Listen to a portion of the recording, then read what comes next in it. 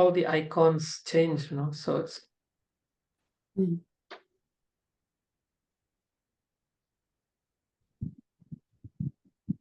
all right.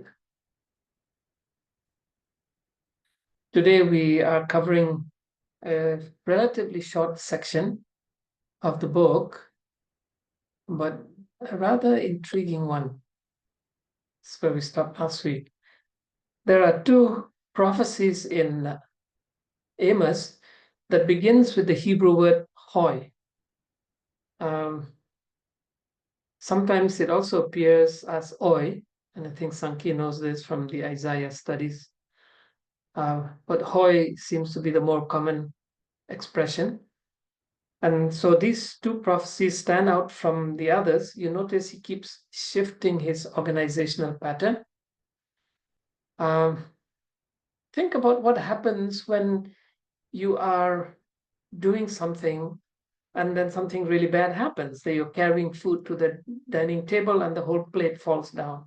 Or you are lighting this is what happened to me recently, you're lighting the stove. I thought the fire was on, then I realized it wasn't on, but the gas was coming out, and I relit it, and the fire jumped and singed my arm hairs. It's not a pleasant experience. You're walking down footpath in Bangkok, and they're not very good, and so you stumble and you fall, you hurt yourself. So this word expresses that kind of feeling. What happens when something bad takes place? In this case, something that God is going to do. Traditionally or conventionally, the English translations have rendered hoi with the word woe. Though I must confess, in today's English, not a lot of people use the word woe, other than Christians, so they may not really understand what that means as well. There are some other equivalents in today's English, alas, or I am lost, as in the case of Isaiah. Maybe a closer equivalence is the OMG expression that you have in today's English, or something like this is the end, that surprise feeling. There are equivalent expressions in contemporary English, street English, that are pejorative, they are slang, they are almost swear words, which we can't really use in a Bible study. But those actually capture what hoi would have sounded like to the readers in that period. And so two of these prophecies are clearly going to be extremely negative. The meanings of the word hoi somebody is here.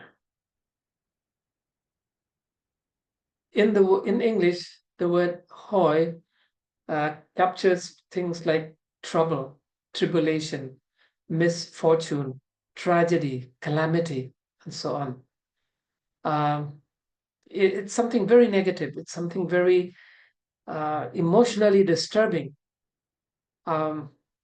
Last Saturday, Iran attacked Israel with over 300 projectiles, from drones to ballistic missiles. Last night, Israel apparently sent a missile into Iran, and explosion took place there. And everybody is now, especially in the Middle East, they're on tenterhooks. Is this the start of a new regional war? Some people are even wondering if this is the new Third World War about to begin. It's hoi time.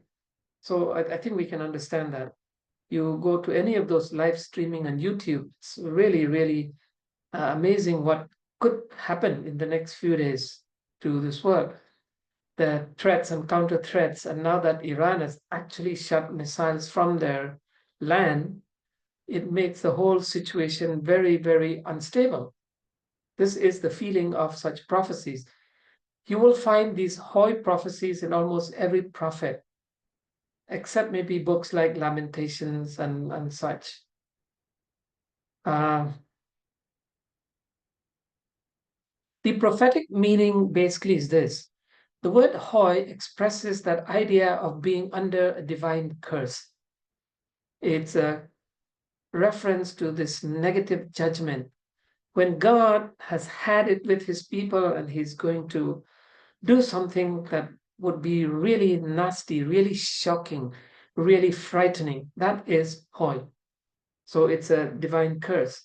So the concept of Hoy first appeared in the Bible, while the word is not used, with the curses that God placed on Adam, Eve, and the snake, and then later with Cain and on down the line. The most cursed people were the family lines of Ham, particularly the Canaan lines of Ham. And so this is an interesting thing to keep in mind. One of the big questions of Old Testament history is, why did God ask the Israelites to exterminate the Canaanites? In today's world, we would have been up in arms, crying genocide and so on.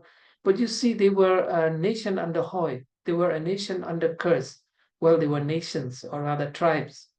And so their life had become so evil that God had to destroy them. And Israel just happened to be the tool. We will see that those dynamics being played out in these Hoy prophecies in Amos as well. All right, so Hoy number 1. This is the one in chapter 5, the second part of chapter 5. And so let's have a look at this Hoy. The first part of it, verses 18 to 14, gives us a target. And this is a very intriguing target, because the target is not a nation, it is not a kingdom, it is not a group of people, but rather anybody who is waiting for Yahweh's day. You see, in the Old Testament, especially in the prophets, we meet this expression, the day of the Lord. Literally translated would be Yahweh's day. Now, this was seen as a day of blessing and redemption, God doing something miraculous. So when God opened up the sea for the Israelites to walk through, cross during the Exodus story, that was the day of Yahweh. But when we reach the prophets, the day of Yahweh becomes the eschatological judgment day of God. This is when God decides enough is enough. It's time to take action. This happened with the world of Noah, it happened with Sodom and Gomorrah, it happened with the Canaanites, and then in the eschatological sense, it will happen worldwide. And there are people, like a lot of Seventh-day Adventists, who are waiting for this day. They see this as the day when God will solve all of the problems of humanity. And Amos is being told here that such people, instead of finding this liberation from all the evil of society, they will receive Hoy instead. So this is not something to look forward to. All those Adventists who go around in every generation setting a date for the return of Jesus, Amos would say to them, Hoy to you. Why are you waiting for the day of the Lord? We're not supposed to do that. The day of the Lord will come when it comes. And so when Jesus appeared, he would describe the day of the Lord as equivalent to the day when thieves break into your house. No one knows, he says, the time, the hour, the day, only the Father. It will catch everybody by surprise. It'll be Hoy. It'll be like, oh no, did that really just happen? Now, in this section, Hoy targets those people who are waiting for the day of the Lord, because while on the one hand, they seem to be waiting for the day of the Lord, we hope that the Messiah will come right now. On the other hand, their lives completely are repulsive to God. God is, what shall I say? He's just fed up with them. He cannot find anything good. You need to read these Hoy prophecies, particularly this first one, in conjunction with passages like Isaiah 1. And then you will see that in these 8th century prophets, Amos is one of them, Isaiah, Micah, Joel, this is a common theme. That the people, on the one hand, still act religious. They're still going to the temple. They're still bringing lots of sacrifices. On the other hand, they are completely evil, completely turned away from God. in a manner that is repulsive. Not just God saying, "Oh, I'm fed up," but he is repulsed by them. The strongest language describing this repulsion of God is recorded in Isaiah chapter 1. It's the most uncomfortable passage in the Bible to read because it doesn't target Babylonians or Canaanites or Egyptians. It targets Israelites, it targets Judah, it targets God's people. So, what are the things that this first prophecy says repulses God? One of this is performance religiosity. Now, this is the 8th century BC. This is the time of great economic and military success for the two kingdoms. But it's also the time when the kingdom of the north was about to disappear in history. Now, these people were still performing religion. So part of this is targeting not just the northern kingdom of Israel, which didn't really worship Yahweh anymore, but also the kingdom of Judah. So it's a message against the entire Israel. They were celebrating all the festivals faithfully. Passover, so you know Passover is coming soon. In I think next week Passover begins. They are faithfully going to the temple. What we often don't realize is that while the official policy of the Northern Kingdom is no connection with the temple in Jerusalem, the common people, however, still went in droves to that temple during the festival days. So they went through all this great celebration. You know, they had fun. The travel, the journey, the sacrifices, the festivities, the food. Most festivals in Israel, apart from Yom Kippur, were food based. So a lot of pleasure. Sanki just went on a camp out. Well, one of those festivals was literally a camping festival. Think of it like a giant Pathfinder camporee. They actually built little tents or little huts all around Jerusalem, around the temple, and feasting and worshiping for 8 days. It's called Sukkot. There's no easy English translation. Sometimes it's called the Festival of Booths, the Festival of Huts, Festival of Tents, and so on. But I think Sukkot is easier because the word Sukkot means literally huts. These are temporary shelters that were built and then dismantled as soon as it's over. So they were doing all this in apparently very enthusiastic about it, but it was all performance. There was no heart in this religiosity. It was about doing the right thing in the right place at the right time. And this is a problem that still afflicts God's people, Jewish and Christian, even today. Most Jews today do not actually consider themselves religious, but they will meticulously celebrate these festivals. Even the most secular Jews who have nothing to do with synagogue or the temple, they will still celebrate these festivals. So it's a performance religiosity.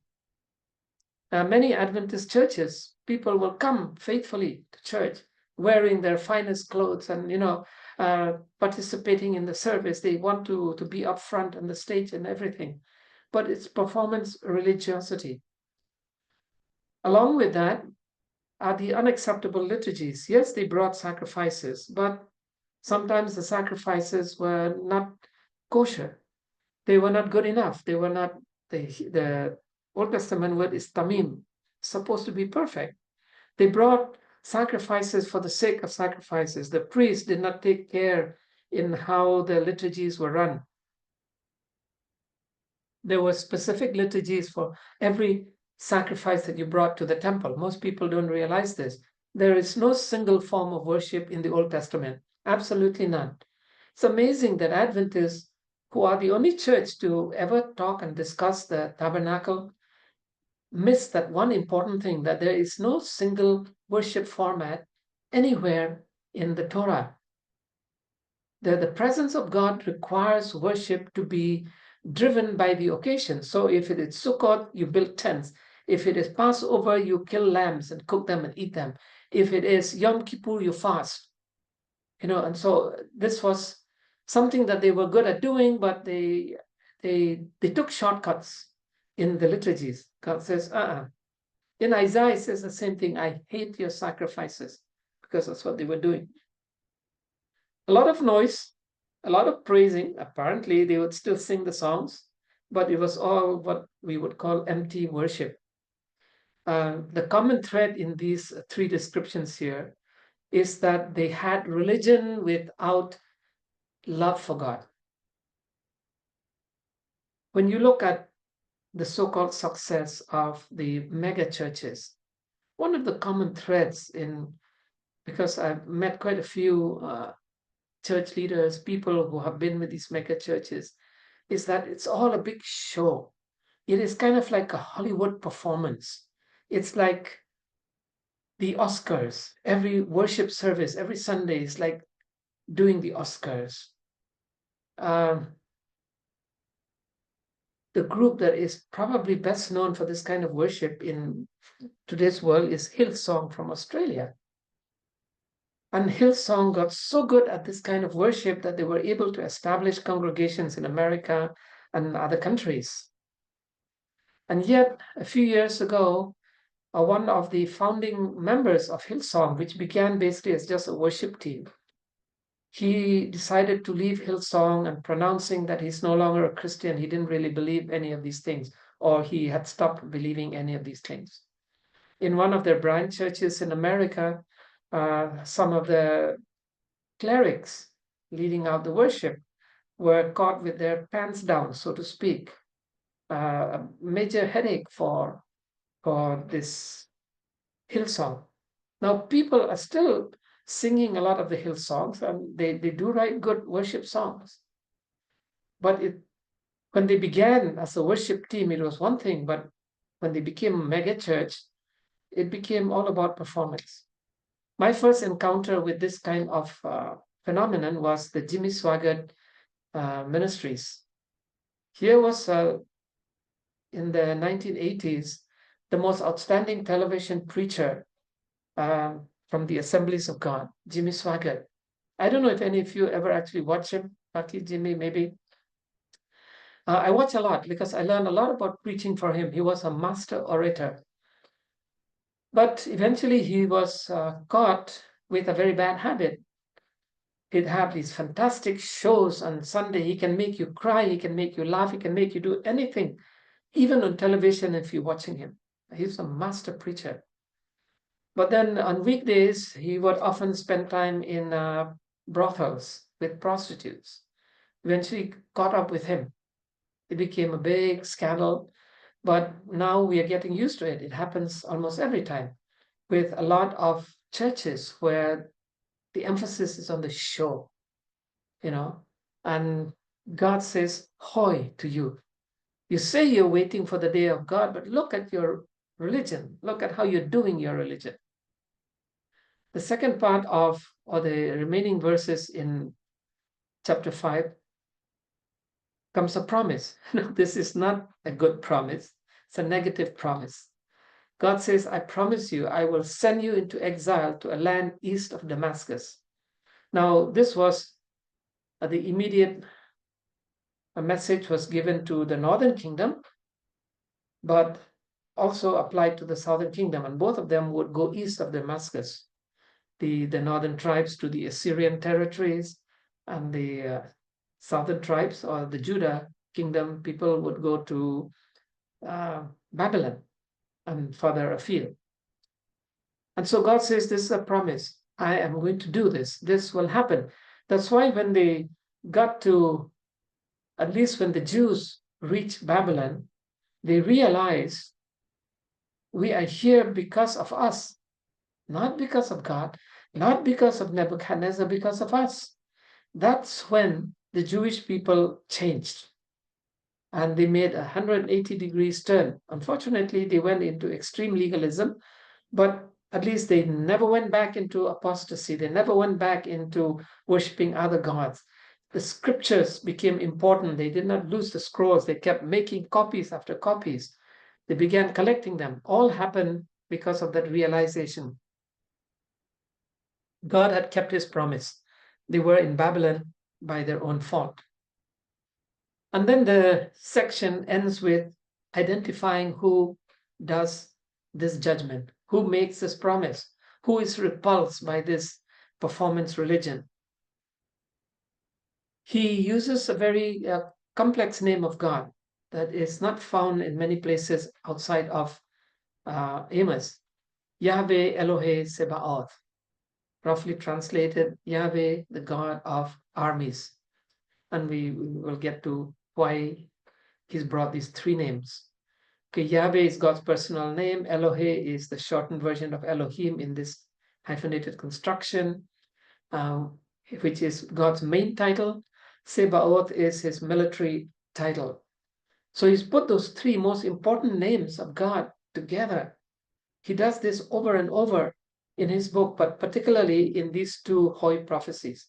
They end with, the one who's performing this is Yahweh Elohe Sebaoth, Yahweh, the God of armies. So this is an attempt on the part of Amos to capture that sense of the awesomeness of God and what he is about to do to his own people.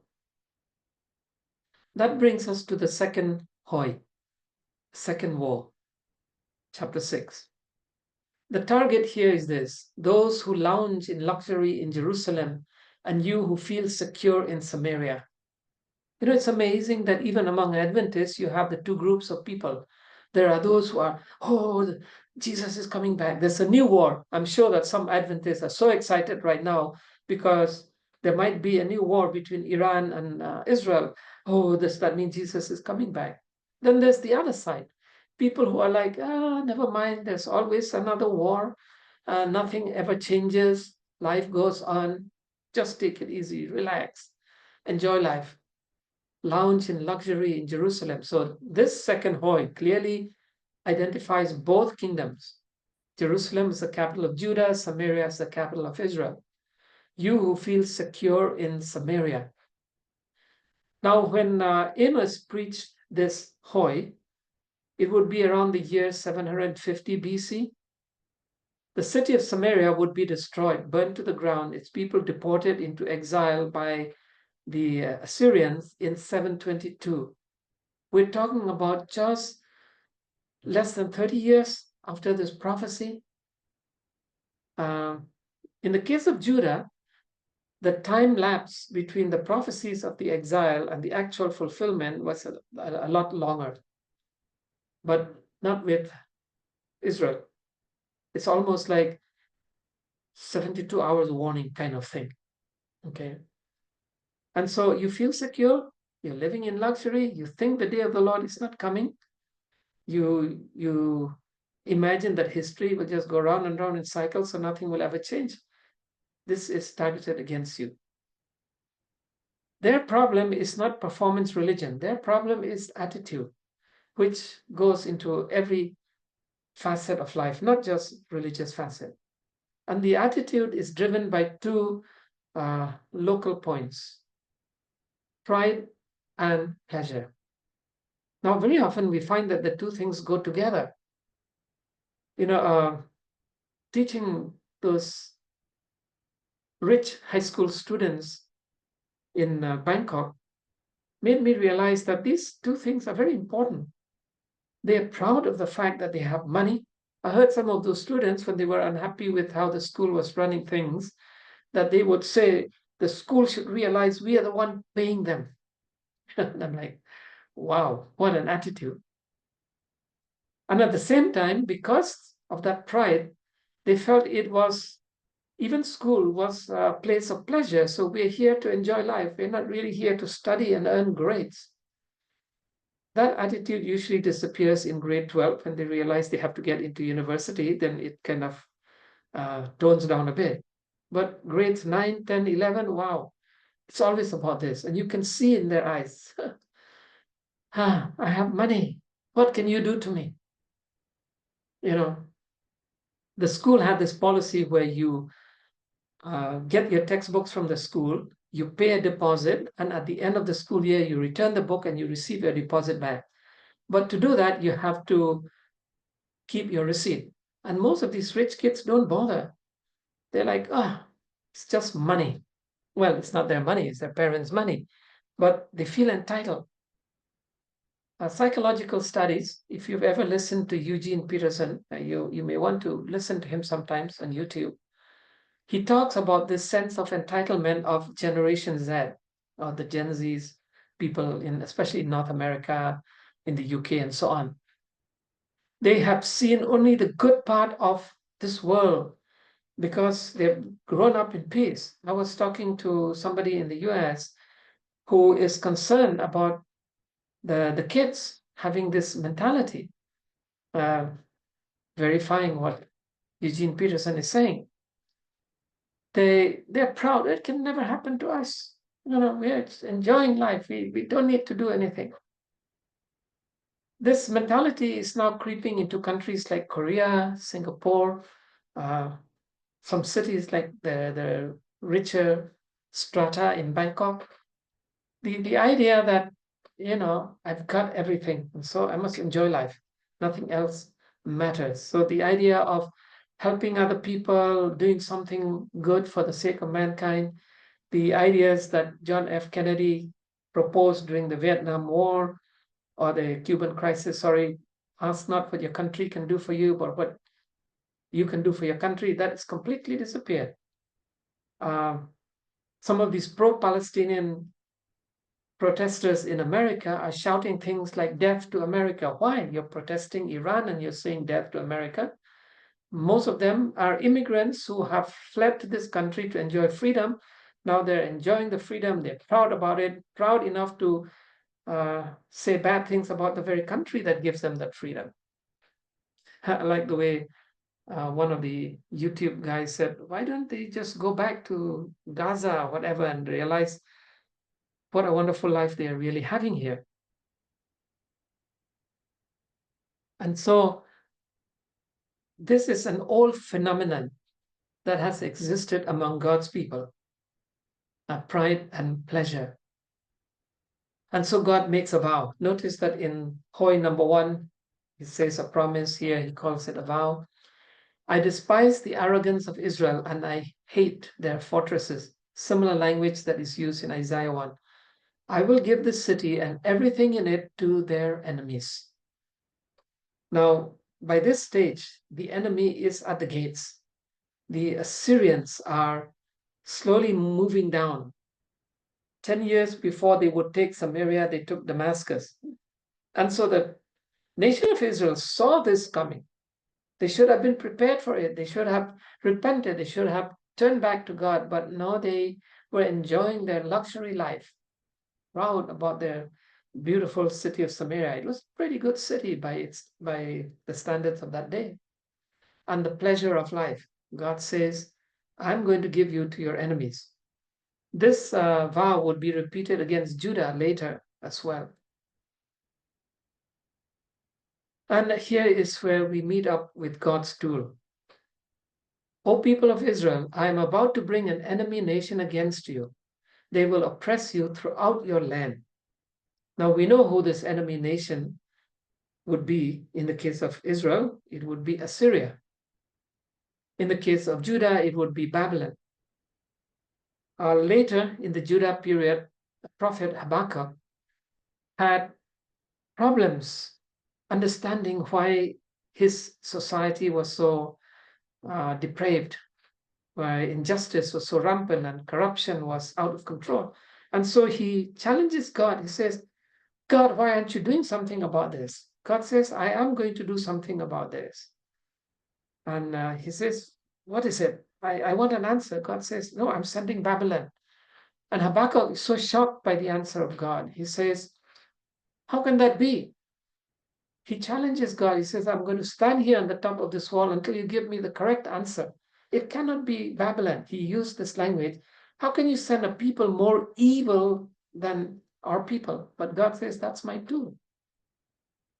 And so God would often use other nations against his people in Bible times because they would lose or they had lost their way completely. And the chapter or the Hoi prophecy ends the exact same way as the first one. The person who does this is Yahweh, Elohe Sebaoth. Now think about what these Hoi prophecies are telling us? They're telling us that God will use nations that do not know him, nations that are essentially evil. Let me give you a little word picture. I don't have an actual picture or video to put for you here. The Assyrians were really known for their cruelty. They were harsh. And when they took the people into exile, basically they put hooks in their noses or uh, iron noose around their necks and tied one by one into ropes and dragged them. The Babylonians did something similar. They tied ropes around the necks so the people could not run away, one person to the next, and so on. And somebody having trouble getting in? And so this is how things would be for them. They would be in torture. One of the ways that the Assyrians would like to would torture their prisoners of war or the people they capture in war was this. They had this peculiar sense of cruelty. They would skin a person alive and then stake that person to one of those ant mounds that are common in the desert, and then watch as the ants come out of the mound and start to nibble and bite and eat the person, and the person is alive. Okay. Uh, Tremendous suffering would be suffered. The Babylonians were not quite as cruel, but they were not easy on the Jews either. And yet, in all of this, God says, I'm the one doing it. Why does God allow so much suffering against his own people and even tell them this is what will happen? One of the great mysteries. But this is the prophet to whom God had said, he reveals his mysteries to the prophets. The only prophet who ever actually used those words, that the Lord doesn't do anything without revealing mysteries and secrets to his prophets. Now, if you were Amos the prophet, how would you feel seeing this in advance? He would probably still be alive, would have been alive when Samaria was destroyed. But because he was a citizen of Judah, he would have seen it happening, followed it on the news, so to speak, but it would not have affected him directly. Knowing something is going to happen is sometimes more painful, at least psychologically, than being caught by surprise. Because that sense of anticipation, especially when you know it's going to be really bad. I just started rewatching the television series which is on Netflix called House. That medical thing called House. And this afternoon I watched an episode where kids were dying, newborn kids, few weeks old, or even just born. Some mysterious virus or something was running through the hospital. And those of you who have ever watched House is not very sympathetic. He even proposed that you experiment on two of the kids in order to save the lives of the others. One of them ended up dying because of the experiment. The other one survived, and then they found the cure and helped the others. And of course, one of his colleagues was so upset with him that he reported him to the administrator, and they even took him off the case. And then when they discovered that he was actually right, this hardcore approach to the virus was the right way to go about it, then they had to bring him back to finish up the task. Sometimes God appears to be that way because the medicine he's giving to Israel and Judah is hard, it's harsh, it's painful, it's destructive. And that's why it's hoy. Thankfully for us, these two prophecies are among the shorter ones, and so we don't have to worry too much about it. And then we need to kind of look at those together and see what we can take away from the two Hoi prophecies. One is this, that this Yahweh God of armies is judge, warrior, and executioner. This is something that contemporary Christians have no sense of because we love songs and hymns like What a Friend We Have in Jesus. Do you know that the Bible never says that God is our friend? God can call some specific people his friends. So God called Abraham my friend. Jesus called the disciples my friends. But nowhere does the Bible teach that we should call God friend or we should even think of God as friend. In fact, in every instance where we are told to look at God, we are told to think of him as Lord, as the overseer, as the creator, as Yahweh. And the thing about songs like What a Friend is that it tends to lower God to our level. And so we don't sense the fact that this is the same God who will help us through all of the difficulties of life. But if we don't act the right way, then he becomes the executioner. In the ancient world, especially the Hebrew world, the world of the Old Testament, the judges also served as defense lawyer on the one hand, but judge as in executing a judgment on the other at the same time. You see, you did not have they did not have defense lawyers and prosecutors in that world. They only had judges. And so in the book of Judges, we read that some of these judges were not holding courtroom. They were out there as warriors, executing the judgment of God against the enemies of Israel. The only judge who actually held court was Deborah, the one female judge. But even she was a warrior. She went into battle with Barak. And so we have to rethink of what this means. If God is our judge, and by that we mean both our protector as the warrior, but also executioner as the one who will bring judgment on us, we have to rediscover that sense of why Moses invented a unique phrase, a unique trope, if you like, in our relationship with God. In the book of Deuteronomy, Moses proposed a relational phrase in relationship to God, and that is this: fear God, fear the Lord your God. Because fear allows us to see both the redemptive warrior, defender aspect of God, but also the judge, executioner aspect of God as well. So that's one thing that these Hoi prophecies are showing.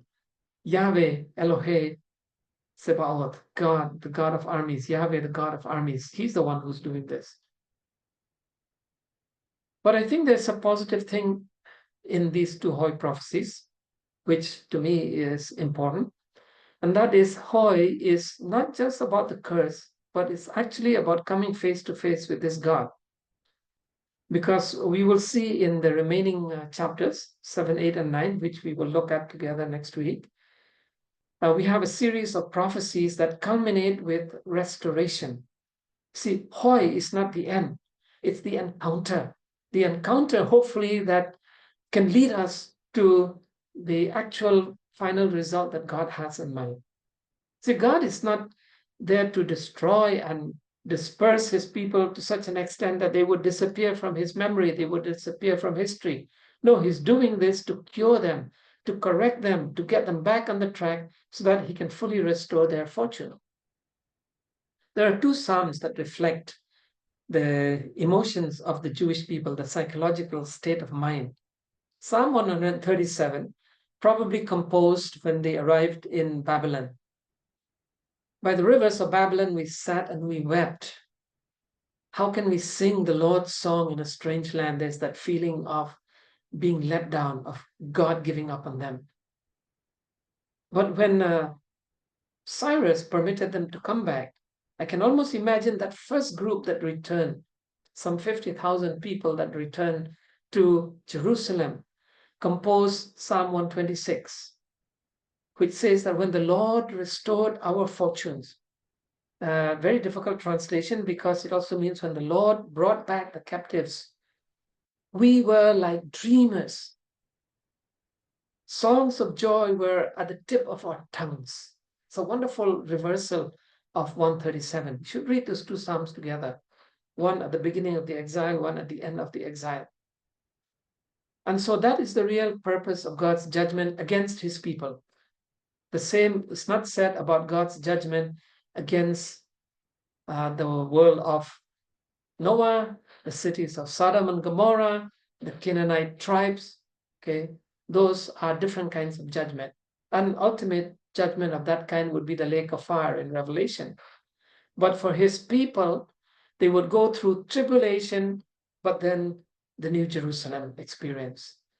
This is what awaits God's people.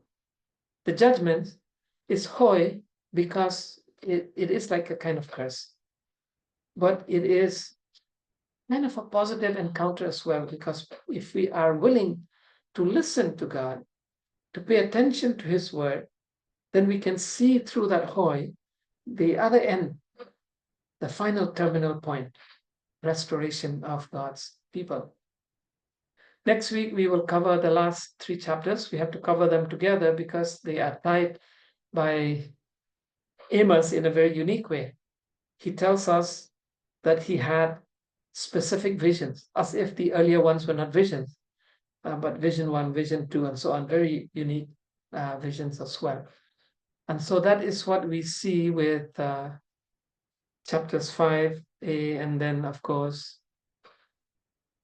chapter 6. All right. Let me stop the recording.